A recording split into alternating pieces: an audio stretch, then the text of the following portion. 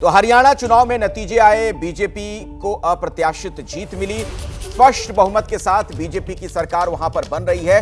लेकिन अभी एक बड़ी खबर आ रही है, अपडेट यह है कि 3 जो वहां पर निर्दलीय विधायक चुने गए वो भी सरकार को समर्थन देने की बात कह रहे हैं। तो हरियाणा में सरकार गठन पर अभी का एक बड़ा अपडेट आपको दे दें, तीनों निर्दलीय बीजेपी को समर्थन देंगे, ये खबर आ रही है। तो हरियाणा में सरकार बनाने को लेकर आप देख रहे हैं बीजेपी के लिए स्थिति और ज्यादा सहज होती जा रही है। हालांकि बीजेपी के पास स्पष्ट बहुमत है, किसी तरह की कोई दिक्कत नहीं है, लेकिन फिर भी जो 3 निर्दलीय वहां से चुने गए वो भी अपना समर्थन देने को तैयार हैं।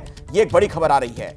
और ज्यादा अपडेट लेते हैं अपने सहयोगी नीरज पांडे से। नीरज, बिल्कुल, मैं आपको बता दूं कि 3 विधायक जो निर्दलीय जीते हैं, जिसमें राजेश जून, देवेंद्र कादियान और सावित्री जिंदल, इन तीनों ने बिना शर्त भारतीय जनता पार्टी की सरकार को समर्थन देने का निर्णय लिया है। और थोड़ी देर पहले ही उनकी सुरेंद्र नागर, जो भाजपा के राष्ट्रीय सचिव हैं और सह प्रभारी भी हैं हरियाणा के, उनसे मुलाकात हुई है। और माना जा रहा है कि कैबिनेट की बैठक के बाद ये तीनों लोग धर्मेंद्र प्रधान, जो राज्य के प्रभारी हैं, उनके आवास जाएंगे, उनसे मुलाकात करेंगे और औपचारिक रूप से सरकार में शामिल होने का ऐलान करेंगे। तो ये अब तक की जो सबसे बड़ी खबर है हरियाणा के चुनाव को लेकर, हरियाणा की राजनीति को लेकर, जो हमारे सामने है। और अपने दर्शकों को बता दें कि तीनों विधायक जो निर्दलीय जीते हैं, सावित्री जिंदल चूंकि नवीन जिंदल की मां हैं और हिसार से जीती हैं निर्दलीय, देवेंद्र कादियान जो कि पानीपत से हैं वो, उन्होंने, और राजेश जून, ये तीनों लोग ने भाजपा की सरकार को समर्थन देने। नीरज, एक बात बताइए, क्या सरकार को ये विधायक समर्थन देंगे या बीजेपी में शामिल भी हो सकते हैं?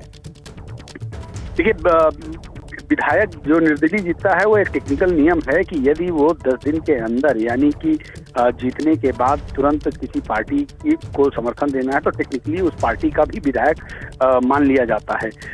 तो एक तो 2 चीजें हैं कि तीनों विधायक फिलहाल तो सरकार को समर्थन देंगे और मेरी जो जानकारी है, तीनों फिर से पार्टी में भी पुनर्वापसी करेंगे। जी अखिलेश, धन्यवाद इस पूरी जानकारी के लिए आपका।